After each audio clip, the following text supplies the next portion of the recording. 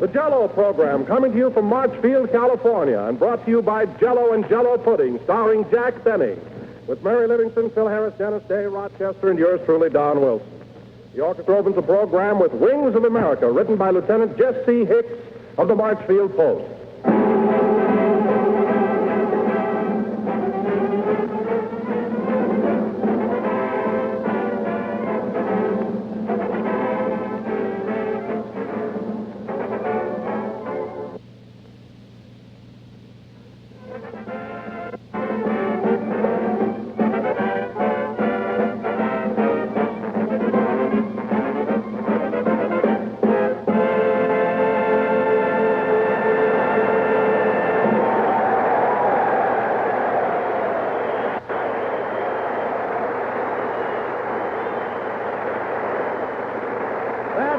Wings of America, played by the orchestra. And now, ladies and gentlemen, inasmuch as our program today is coming to you from Marchfield, California, it is with great pleasure that I bring you that eminent authority on aviation, Flying Jack Benny.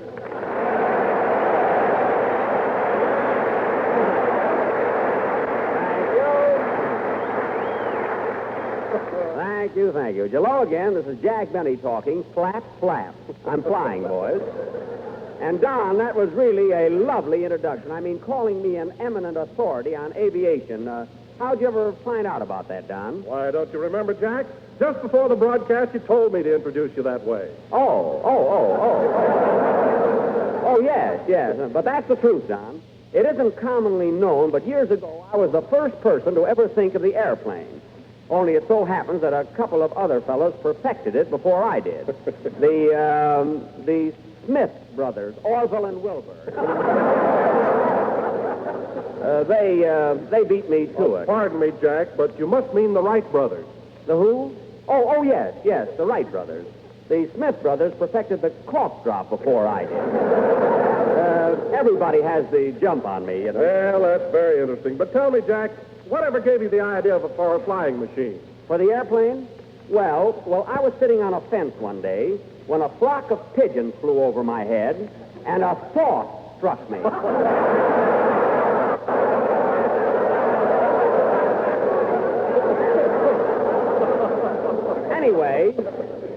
Anyway, I said, if those things can fly, so can Benny.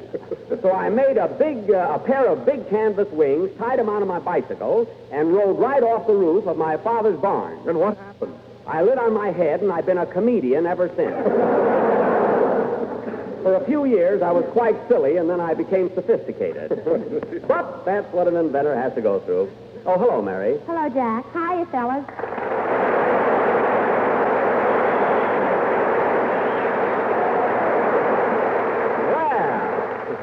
Well, that's some hand you got there, Mary. The boys here seem to know you. Why not? I met most of them at the plantation last night. The plantation. Oh, yes, that's that nightclub over at Riverside. How'd you happen to be there? Well, I had a date with the cutest soldier. And you know, Jack, he was the most bashful fellow I ever met. What do you mean, bashful? He said as soon as there was a blackout, he was going to kiss me. Well, Mary, as I look out over this sea of faces, I would say that you got the only non-wolf in the outfit.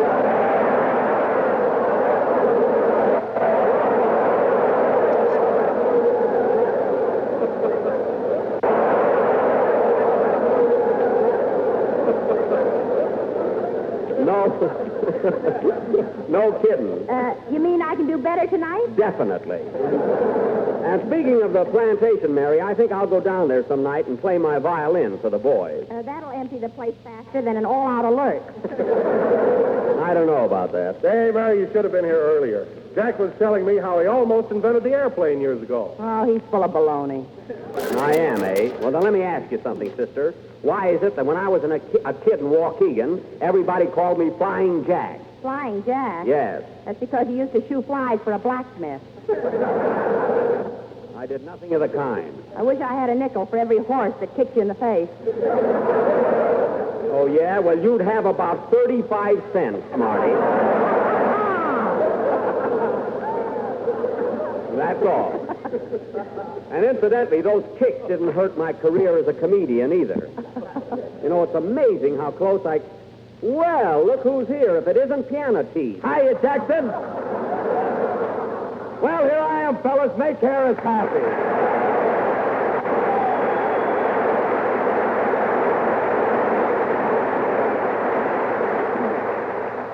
Say, Phil, why is it every time we broadcast from a new place, you always make your entrance by asking for applause? Why don't you let the audience decide whether they want to give you a hand or not? I tried that once, Jackson, and there was a lull that was a Lulu. Oh. Anyway, look, Jackson, I didn't ask for applause. I just said make Harris happy. They could have thrown money at me or anything. I don't care. And another thing, what's the idea of calling me Piano Teeth? Are you jealous because my ivories are real?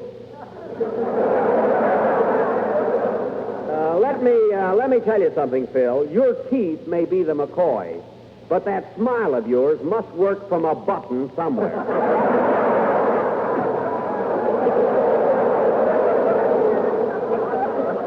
I mean, that can't be on the level.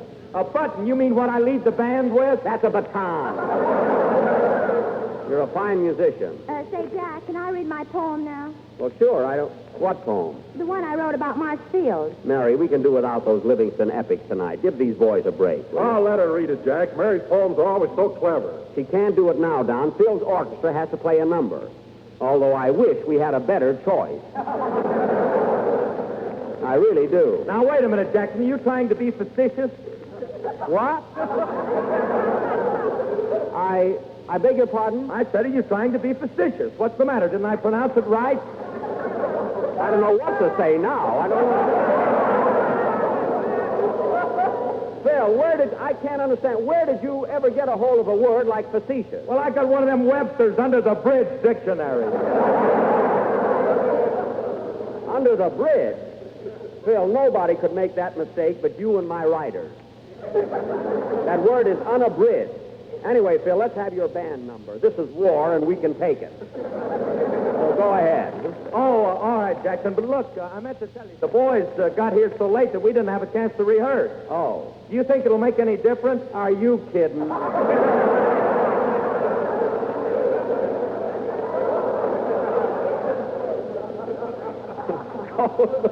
Go ahead, Phil. Hold it. Come in. Mr. Benny, Yes. on behalf of the officers and men of Marshfield, I'd like to present you with this lovely 100-pound bomb. A bomb? Well, thanks, but gee whiz, isn't it liable to go off? Yes, I'll see you around.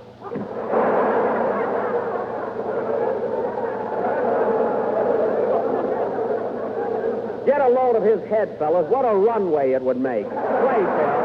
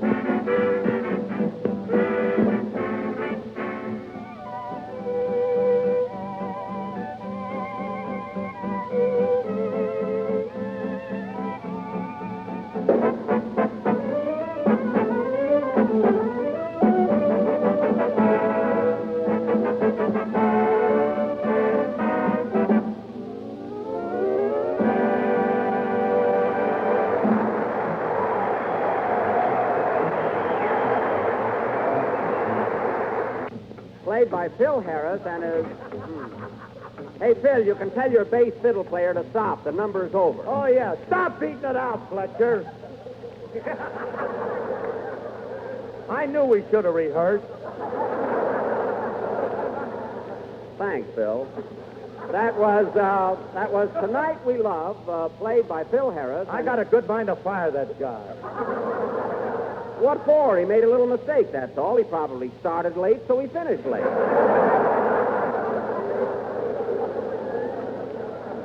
Say. Well, he ain't going to get paid overtime. All right, forget it. That was Tonight We Love, played by Phil Harris. That burns me up, and it's a blot on my record as a great conductor.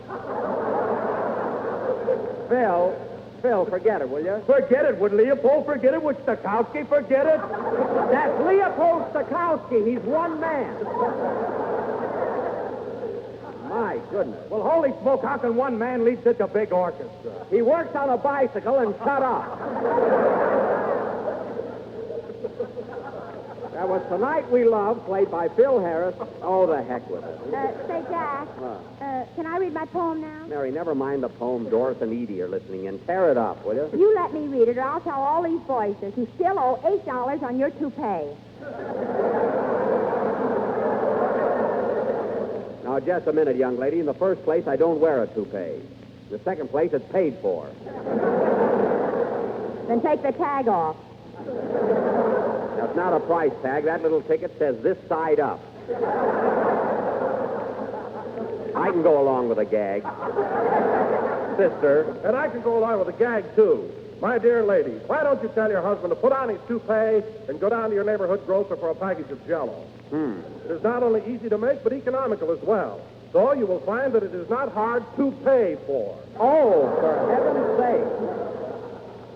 And remember, folks, Jell-O has that new locked-in flavor. The flavor doesn't go away. I know. You put it in and it's there to pay. I know. Son, you're a whiz. I give you an inch, you make a commercial out of it. Hello, Mr. Benny. Sorry I'm late. Oh, hello, Dennis. Take a bow. Okay.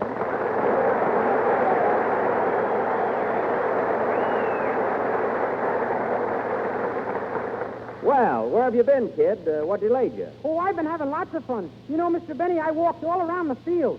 You did? Yeah, I was in the hangars and up in the buildings and inside the planes and all over the place. Well. You think I'll ever get my camera back?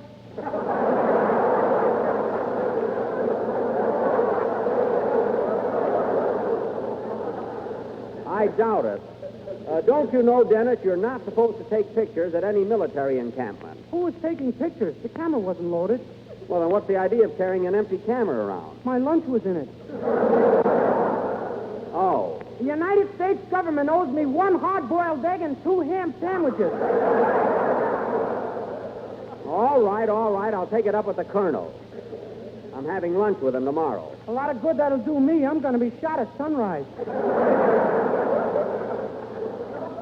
You're not going to be shot at all. I never saw anyone with such an imagination. Don't pay any attention to him, kid. He's just being facetious.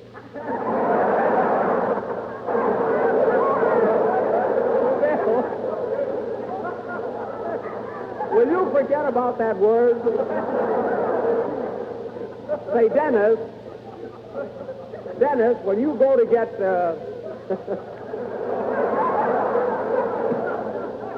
Dennis, when you go to get shot in the morning, take Phil with you. Please. I'd love to, but I don't know if I can bring a friend. Well, try. That's all I ask. And now, ladies and gentlemen... I salute you, old Marshfield, and I really think you're swell. Mary, I warned you. Well, I want to read my poem. Then start it right. What's the title of it? The title? Yes. Not January Field, not February Field, but Marshfield. The trouble with that title, Mary, is it tips off the fact that the poem is going to be putrid. But go ahead with it. I'm going out for a glass of water. Come back here, you coward. Okay, let's get it over with. Go ahead, Mary. I salute you, old Marshfield, and I really think you're swell.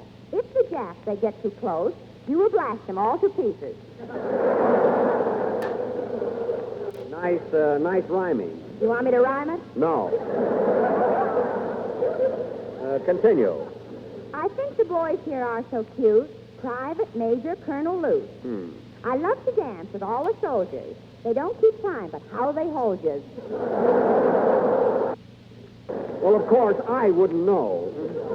Proceed. Here you are near the town of Censored, in the state of I ain't talking.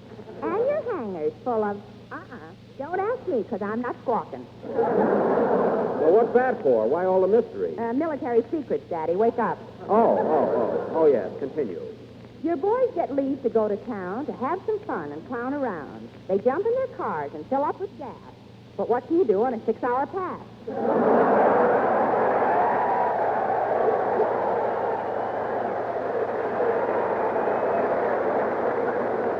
Very good. You ought to stop, Mary, after that big laugh. How about doing your song now, Dennis? Okay. Oh, wait a minute. I'm not through yet. Oh. Last verse coming up. Go ahead. Before I close this lovely poem, I have a word for those at home. Now get this, folks, and keep on trying, because the bonds you buying will keep 'em flying. The end. Oh, that's very good.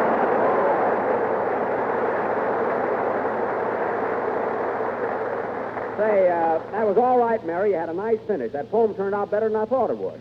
Well, okay, Dennis, what's your song going to be? I'm going to sing We Did It Before and We Can Do It Again, assisted by the Marchfield Sextet. The Marchfield Sextet. Dennis, there are 8 soldiers in back of you. 2 of them are guarding me till I get shot. Oh. Well, I guess a guy that carries a hard-boiled egg and a camera has it coming to him. Go ahead, sing, Ken. Wait a minute. Come in. Mr. Benny? Yes? On behalf of St. Peter, I want to welcome you to the Pearly Gate. Pearly Gates? Didn't that bomb go off yet? Get out of here! I wish that character would stop following me all over the country.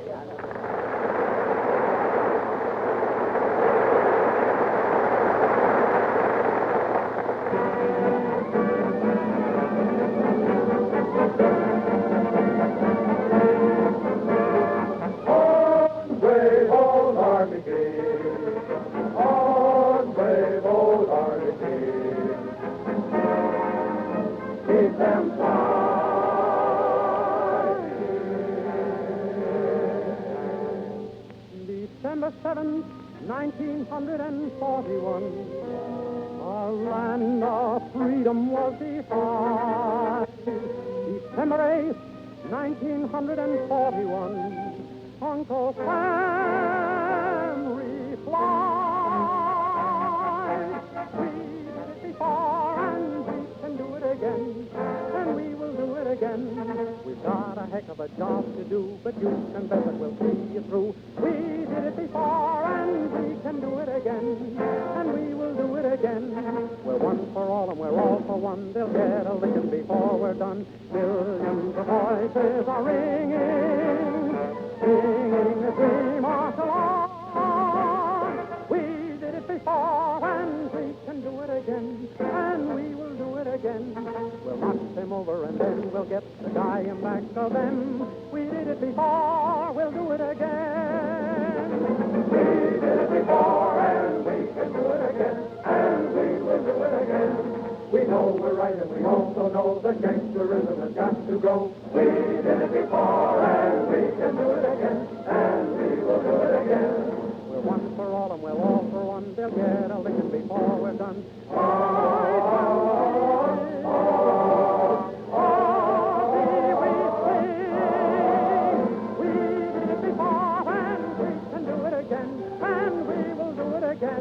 We're going to show them in Tokyo we Yanks are out to win. We all will do it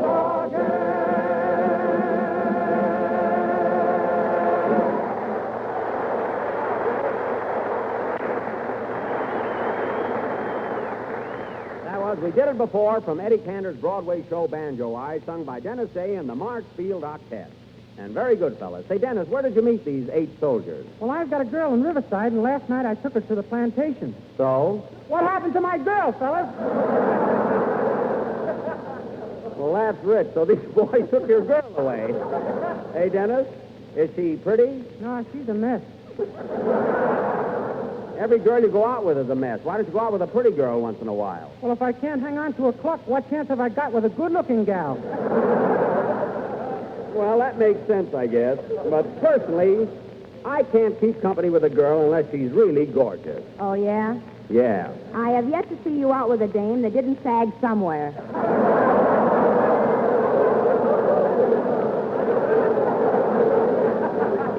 guess so.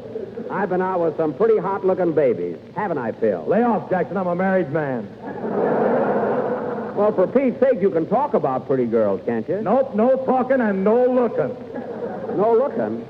Not even on a windy day? On windy days, I'm not allowed out of the house.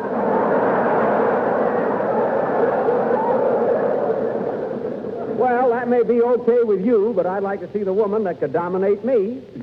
And now, ladies and gentlemen, Mary, stop looking at me that way. And now, ladies and gentlemen, we have a surprise for you. As our guest tonight, we have one of the boys stationed here at Marchfield, the biggest soldier in the United States Army, a fellow who makes Don Wilson look like a midget, Staff Sergeant August Sackwell. Step right up, Sergeant.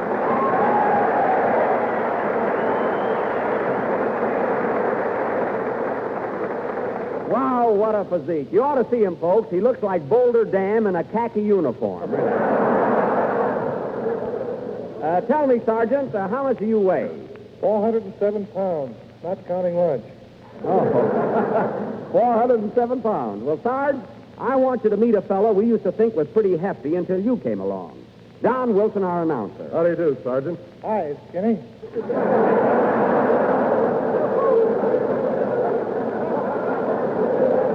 You didn't know you were going to get those kind of laughs, did you? Now, look, if you don't mind, Sarge, I'd like to ask you a few questions. To begin with... If a little woman hadn't put me on a diet, I'd make this guy look like a toothpick. Don, please, don't be so jealous. Now, Sergeant, I'm sure our listeners would like to know something about your history. To begin with... If I hadn't cut out potatoes, I could look like Boulder Dam, too. Don, stop mumbling. Now, Sergeant Sackwell, you say you weigh 407, is that correct? Yes, sir. I see. And how much did you weigh when you were born? 150 pounds. That's 15 pounds, Sergeant. 15. Now,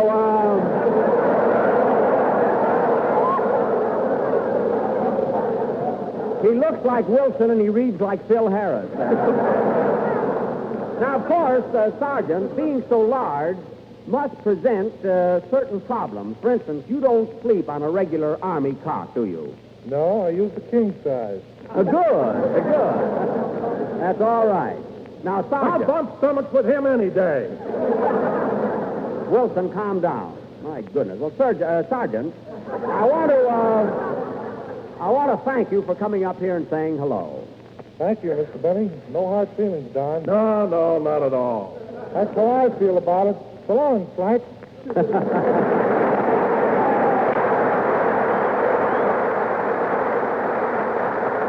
Sackwell is an awfully nice fella. And, Don, I don't know what's the matter with you today. Andy Devine is much fatter than you are, and you've never been jealous of him. Oh, he wears pads under his clothes. Get wise, will you? Andy Devine wears pads? I can't believe it. Say, Jackson, did you hear Andy on Fred Allen's program last Wednesday? The guy was terrific. No, I missed Allen's program last week, and I'm just sick about it. Of course, not as sick as if I'd listened in. How was the show? It was darn good, and Andy sure spilled the beans about you. What do you mean? Well, Andy said you never let the actors get together on your program because you're afraid they'll organize and strike for back salary. That's the silliest remark I ever heard. What did Allen say? He seemed to think it was quite facetious. I know. Shut up.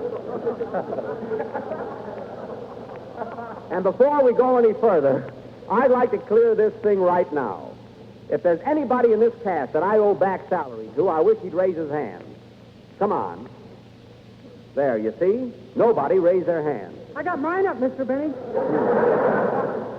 Okay, Dennis, but come right back.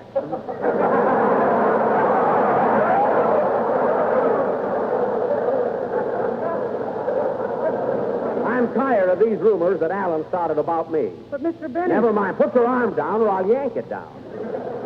Now, let me tell you something about Allen. I remember once in Toledo... I'll take it. Hello? Hello, Mr. Benny. This is Rochester.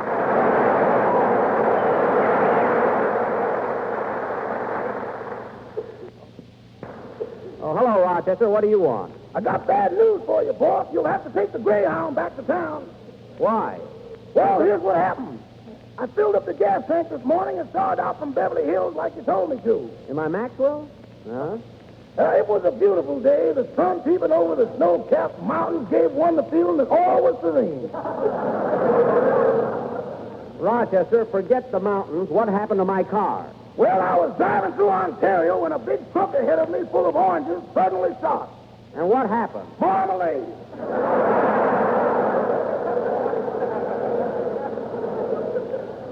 Rochester, I see no excuse for you smashing into a truck.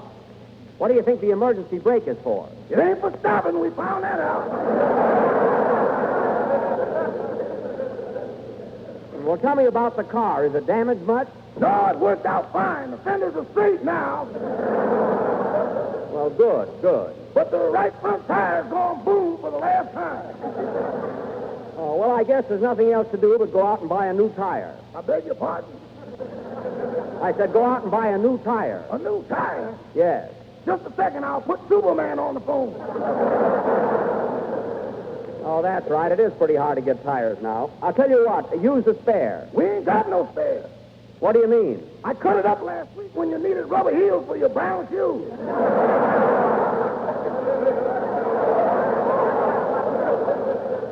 Oh, yes, darn it. Well, look, Rochester, I'll ride back to town with Mr. Harris and the boys in their bus. Meanwhile, you stay with the Maxwell. You mean for the duration?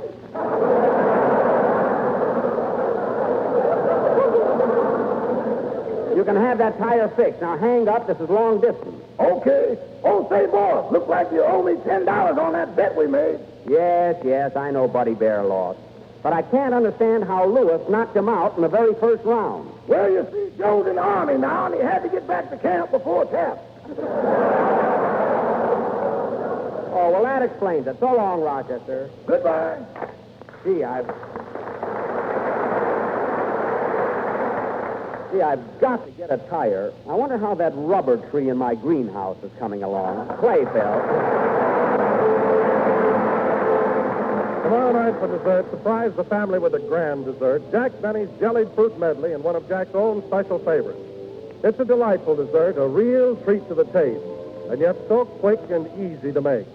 Simply dissolve one package of Jell-O imitation strawberry flavor in 1 pint of hot fruit juice and water. Next, chill until slightly thickened and fold in 1 can of fruit salad cut into small pieces. Chill until firm. And then serve with a garnishing of spicy mint leaves and bright red cherries. What a beautiful-looking dessert it is. A rich, colorful combination of delicious canned fruit salad and rosy pink strawberry Jell-O. Many grocers are featuring these items, both of them, all next week. So get them both tomorrow. And remember, desserts made with Jell-O taste really swell. Because Jell-O's locked-in process protects the flavor for your enjoyment. We're a little late, so good night, folks.